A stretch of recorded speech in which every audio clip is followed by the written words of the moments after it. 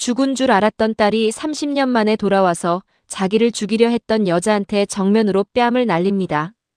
그것도 전 세계 생중계 카메라 앞에서요. 이게 첫 번째 남자가 우리한테 선물하는 마지막 쾌감인데요. 이 장면 하나에 도달하기까지 30년이라는 세월과 수십 개의 거짓말, 그리고 피눈물로 얼룩진 모성이 전부 담겨 있어요. 지금부터 처음부터 끝까지 이 드라마가 진짜 뭘 얘기하려 했는지 낱낱이 파헤쳐 드릴게요. 일단 이 드라마의 시작은 전형적인 신데렐라 구도처럼 보여요. 드림그룹 유일한 후계자 마동석, 고아 출신이지만 순수하고 따뜻한 정숙희, 두 사람이 사랑에 빠졌고 결혼을 결심했죠. 근데 여기서 드라마는 한 가지를 아주 잘 짚어요. 마대창 회장, 그러니까 동석의 아버지가 단순히 신분이 다르다는 이유만으로 반대한 게 아니라는 거예요. 이 사람은 자기 아들의 살보다 드림그룹의 혈통과 체면을 훨씬 더 소중하게 여기는 사람이거든요. 권위와 완고함으로 아들의 진심을 짓밟는 아버지. 이 설정 하나가 이후 모든 비극의 씨앗이 돼요. 그리고 그 틈을 파고드는 채화영이 등장합니다. 화영을 단순히 악녀로 보면 이 드라마의 절반도 이해 못해요. 이 인물은 오랫동안 마동석을 짝사랑했고 드림그룹 안주인 자리를 꿈꿔온 여성이에요. 욕망이 아주 오래됐고 그만큼 치밀해요. 그냥 충동적으로 나쁜 짓을 하는 게 아니라 계획적으로 단계를 밟아나가거든요. 화영의 첫 번째 수는 동석에게 술을 먹이는 거예요. 그러고는 임신 스캔들을 조작해서 언론에 거짓 결혼 기사를 터뜨려 버립니다. 이 장면에서 중요한 게 있어요. 수키가 이 기사를 봤을 때 어떤 심리 상태였는지를 생각해 봐야 해요. 임신 8주 차인 상태였거든요. 자기 몸 안에 동석의 아이를 품은 채 사랑하는 사람이 다른 여자와 결혼한다는 기사를 마주한 거예요. 이 순간의 충격은 단순한 배신감이 아니라 자신의 존재 자체가 부정당하는 감각이었을 거예요. 그래서 수키는 흔적도 없이 잠적합니다. 동석은 미친 듯이 수키를 찾아 헤매다가 해외 출장을 떠나고 누군가의 음모로 의문이 실종 처리가 돼요. 이 누군가가 누구인지는 드라마가 나중에 조금씩 밝혀주는데 화영의 그림자가 여기까지 닿아 있다는 게 소름이에요. 그런데 화영한테도 위기가 찾아와요. 마 회장한테 동석의 아이를 가졌다고 거짓말을 이어가던 화영이 계단에서 굴러 유산을 하고 만 거예요. 야망의 핵심 무기가 사라진 거잖아요. 여기서 화영이 어떤 선택을 하느냐가 이 드라마 전체의 악행 구조를 만들어요. 화영은 자신의 신복이자 자신을 몰래 사랑하던 이강혁을 끌어들여 만삭의 수키를 미행하고 시골 별장으로 유인해요. 강혁 입장에서는 사랑하는 화영을 위해서라면 뭐든 하겠다는 심리가 있었을 거예요. 이게 화영이 강혁을 쥐고 흔들 수 있었던 가장 큰 이유예요. 사랑을 도구로 쓴 거죠. 별장에서 수키는 혼자 쌍둥이 딸을 낳아요. 장미와 설인. 그 순간 간호사로 변장한 화영이 들이닥쳐 설인을 강제로 빼앗고 저항하는 수키를 강목으로 내리친 뒤 창고에 가둬버립니다. 이 장면에서 화영의 악행이 단순한 질투나 욕심의 수준을 넘어선다는 걸 알 수 있어요. 갓 태어난 아이를 빼앗고 어머니를 폭행하는 것. 이건 인간으로서의 최소한의 선을 넘은 거예요. 화영이 이걸 할 수 있었던 건 오랫동안 목적을 위해 감정을 억눌러온 인물이기 때문이에요. 욕망이 인간성을 완전히 집어삼킨 상태인 거죠. 수키는 극적으로 탈출하지만 폭포 벼랑 아래로 떨어지고 기적적으로 살아남으면서도 모든 기억을 잃어버립니다. 그리고 장미만을 품에 안고 살아가게 되죠. 여기서 이강혁이 아주 중요한 짓을 저질러요. 화영 몰래 화영이가 낳은 마동석의 아들 백호를 가로채서 보육원에 버린 거예요. 이 행동의 심리가 흥미로워요. 강혁은 화영을 위해 모든 걸 했지만 동시에 화영이 마동석의 핏줄에 집착하는 걸 보면서 질투심도 있었을 거예요. 마동석의 아들을 없애버리는 건 어떤 의미에서는 화영과 마동석의 연결고리를 끊으려는 강혁 자신의 감정적 행동이기도 한 거예요. 이 인물은 악인이지만 감정이 있는 악인이에요. 30년이 흘렀어요. 이 드라마가 영리한 부분이 바로 여기에요. 단순히 세월이 흘렀다로 끝내는 게 아니라 30년이라는 시간 동안 각 인물이 어떻게 변했는지를 통해 비극의 연장선을 그려내거든요. 수키가 기억을 잃고 키운 딸 오장미는 밝고 당찬 캐릭터로 자랐어요. 어머니의 사랑 안에서 컸기 때문이에요. 반면 화영의 손에 자란 마서리는 도도하고 이기적인 인물이 됐죠. 이건 단순한 성격 대비가 아니에요. 진짜 어머니의 손길로 자란 아이와 욕망의 도구로 길러진 아이의 차이를 보여주는 거예요. 서리는 자신이 받아야 할 사랑을 제대로 받지 못했어요. 화영한테 사랑처럼 보이는 것들은 사실 전부 드림그룹 계획을 위한 세팅이었으니까요. 그리고 여기서 진짜 화영의 계획이 드러나요. 화영과 이강혁이 낳은 친아들 강준호를 마 회장의 핏줄로 세뇌된 서린과 결혼시켜서 드림그룹 왕좌에 앉히려 했던 거예요. 서린은 화영한테 딸이 아니라 도구였던 거죠. 이 설정에서 잠깐 멈춰서 생각해봐야 할 게 있어요. 화영은 자기 친아들을 사랑하기는 했을까요? 준호를 드림그룹 왕좌에 앉히고 싶었던 건 준호를 위한 거였을까요? 아니면 자신의 욕망을 대리 실현하기 위한 거였을까요? 여러분은 어떻게 생각하세요? 저는 화영이 준호를 사랑했다고 생각해요. 단지 그 사랑의 방식이 완전히 틀렸을 뿐이에요. 자녀를 자신의 야망의 연장선으로 보는 부모가 현실에도 얼마나 많은지를 생각하면 화영이라는 인물이 단순한 드라마, 악녀가 아니라 굉장히 현실적인 인간 군상을 담고 있다는 게 느껴지거든요. 한편 장미는 백화점에서 우연히 강남봉의 아들 강백호를 만나 연인 관계로 발전해요. 이 만남이 단순한 로맨스가 아닌 이유, 이미 눈치채신 분들도 있을 거예요. 장미와 백호는 사실 이복 남매나 다름없는 상황이거든요. 둘 다 마동석과 정숙희의 아이니까요. 근데 드라마는 이 부분을 나중에 화영의 거짓말로 아주 악랄하게 활용해요. 잠시 후에 설명할게요. 기억을 잃고 살아가던 수키는 화영과 마주치고 화영은 죽은 줄 알았던 수키를 보고 경악합니다. 이 재회의 감정 구조가 흥미로운 이유는 수키는 화영이 누군지 모르는 상태고 화영만 이 만남의 무게를 아는 상태거든요. 공포가 한쪽에만 있는 재회예요. 그리고 한영자가 남편 강남봉과 화영의 불륜 현장을 목격해요. 상견례 자리에 불륜 사진을 뿌리며 판을 뒤엎어버리는 장면. 이분의 분노는 진짜 공감이 돼요. 배신당한 아내의 복수 본능이 드라마의 중요한 동력이 되는 거예요. 강준호는 오장미를 강제로 납치해 협박하는데 이 행동 자체가 이미 준호가 얼마나 화영의 방식대로 자랐는지를 보여줘요. 목적을 위해서라면 수단을 가리지 않는 것. 그건 화영한테서 배운 거거든요. 부모의 악행은 이렇게 대물림이 돼요. 여기서 잠깐 아직 구독 안 하셨다면 지금 눌러주세요. 다음 회차 리뷰도 바로 받아보실 수 있어요. 이제 드라마가 가장 잔인해지는 구간이에요. 화영이 유전자 검사를 통해 충격적인 사실을 알게 돼요. 기억을 잃고 평범하게 살아가는 수키가 마 회장이 30년째 찾아 헤매던 친딸 마은혜라는 거예요. 이 사실이 화영한테 얼마나 공포스러웠을지 생각해보세요. 자기가 30년 전에 없애려 했던 여자가 알고 보니 자기가 노리는 드림그룹의 진짜 주인이었던 거예요. 이게 드라마가 말하는 운명의 아이러니예요. 화영이 아무리 발버둥쳐도 진실은 저절로 자기 자리를 찾아온다는 거죠. 화영의 대응은 즉각적이에요. 수키의 집에서 출생 증거인 반쪽 목걸이를 훔쳐 가짜로 바꿔치기 해요. 근데 이 행동을 서린이 목격합니다. 서린이 이 장면에서 겪는 심리적 충격이 정말 잔인해요. 자신을 키운 엄마가 도둑질을 하는 것도 모자라 그 도둑질의 의미를 추적하다 보니 자신이 사실 가짜 혈통이라는 것까지 알게 된 거거든요. 이 순간 서린의 세계는 완전히 무너져요. 그런데 드라마가 서린한테 준 여지가 바로 장미예요. 그동안 화영한테 가스라이팅 당하며 악행을 일삼던 서린을 장미가 진심으로 걱정하고 위로해줘요. 서린이 마음을 열기 시작하는 거죠. 이 부분이 굉장히 중요한 이유가 있어요. 서린이 악인이냐 피해자냐를 놓고 드라마가 계속 줄타기를 해왔는데 장미의 따뜻함이 서린 안에 있던 선함을 깨워낸 거거든요. 서린은 나쁜 사람으로 태어난 게 아니에요. 나쁜 환경에서 나쁜 방식으로 키워진 거예요. 그리고 화영의 가장 잔인한 한 방이 나와요. 서린이 화영을 찾아가 목걸이 도둑질을 추궁하자 화영은 이성을 잃고 서린한테 엄청난 거짓말을 해요.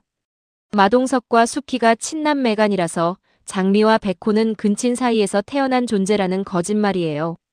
이 거짓말의 잔인함은 여러 층위가 있어요. 첫째로 서린 자신의 존재를 저주받은 것으로 만들어버려요. 둘째로 설인이 마음을 열기 시작한 장미와 백호의 관계를 한순간에 오염시켜버려요. 셋째로 화영 자신도 알고 있는 진실과 완전히 반대되는 거짓말이에요. 이건 그냥 악행이 아니에요. 공포 그 자체예요. 통제 불능이 된 설인을 강준호는 가스라이팅으로 성형수술까지 시키려 해요. 마음을 바꾼 설인을 다시 도구로 만들거나 아예 다른 인물로 교체해버리려는 거죠. 결국 화영은 설인을 강제로 수술실로 끌고 가고 설인은 수술대 위에서 숨을 거둬요. 이 죽음이 단순한 악역의 제거가 아닌 이유는 설인이 마지막 순간에 이미 선한 방향으로 변하고 있었기 때문이에요.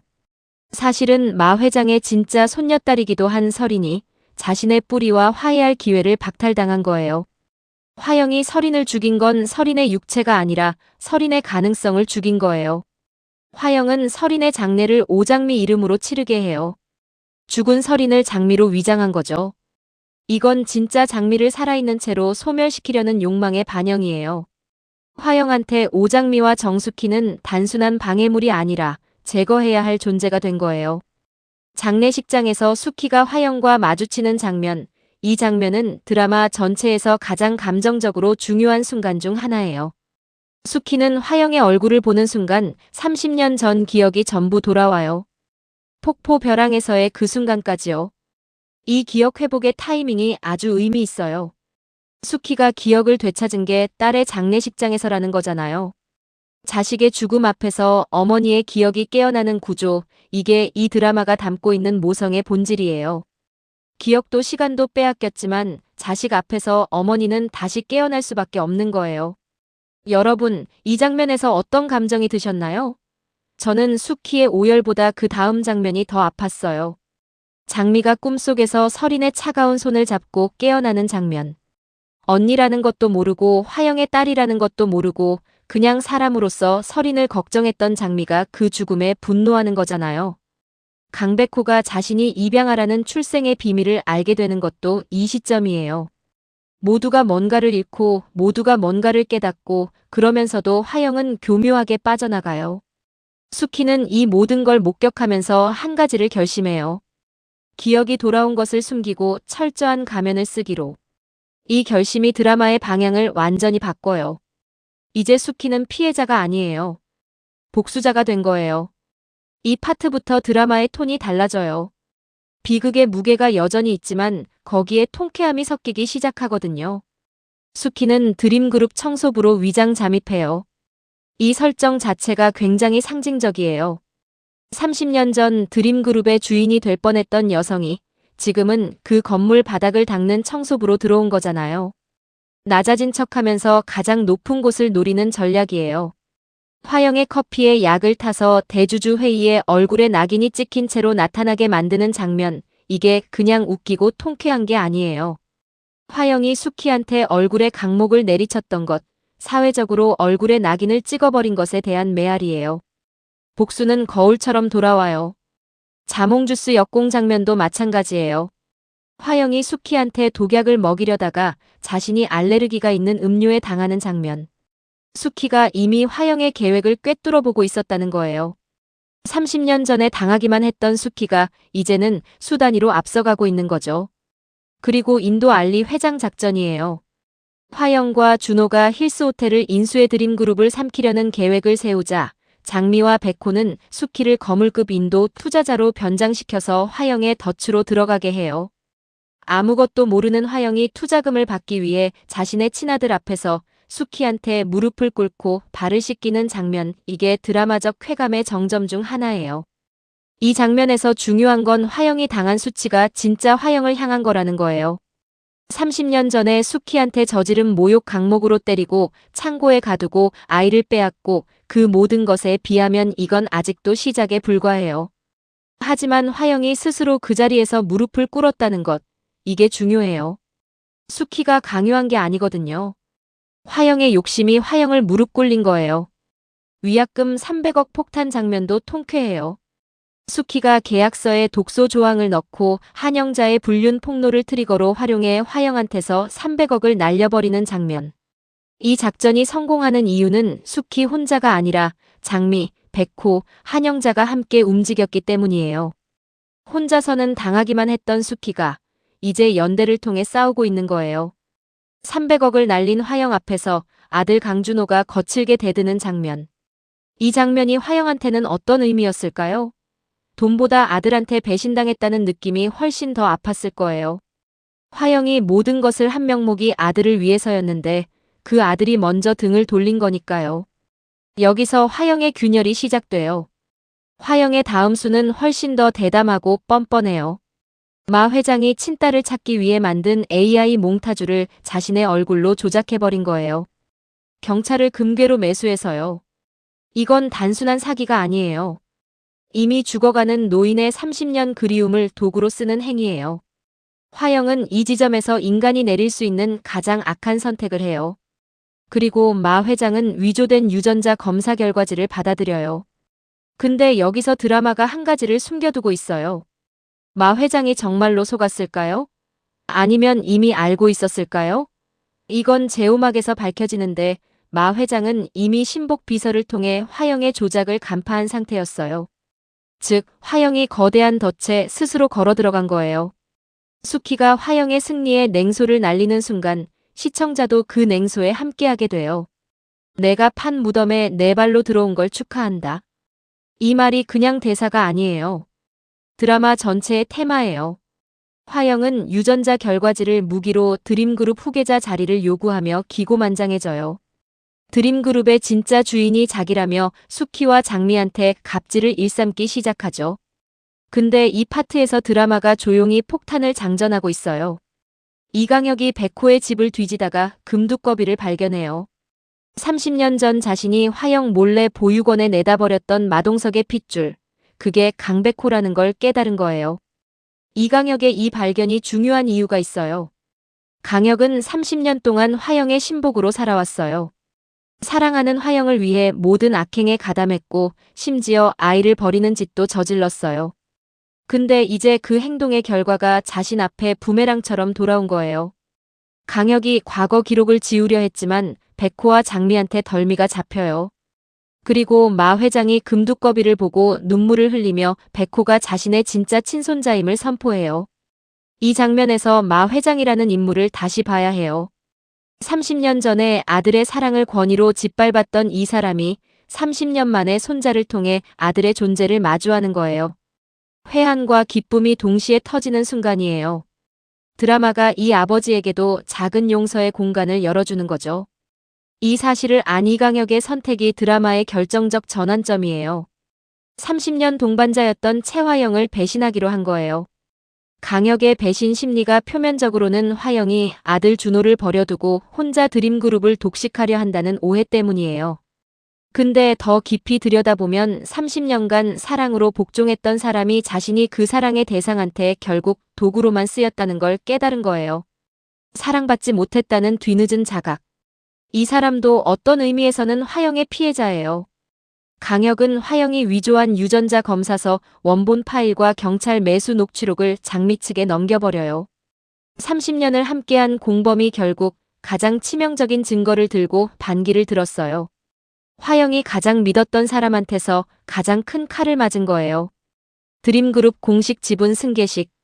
화영이 왕좌에 오르는 날로 기획된 이 자리가 실제로는 화영의 파멸을 알리는 무대가 돼요.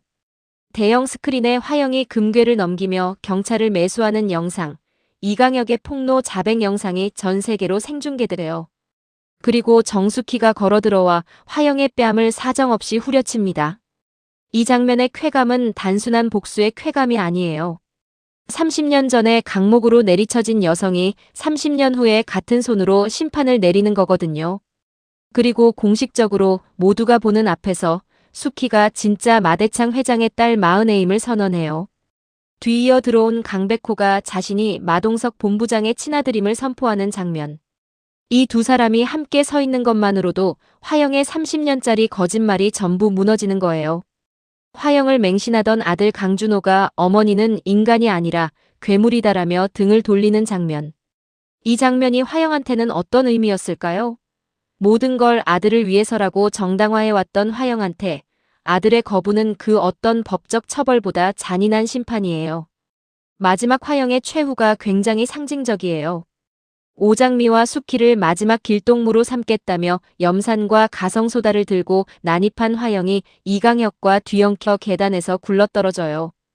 그 계단이 30년 전 자신도 굴러 유산했던 그 별장의 계단이에요.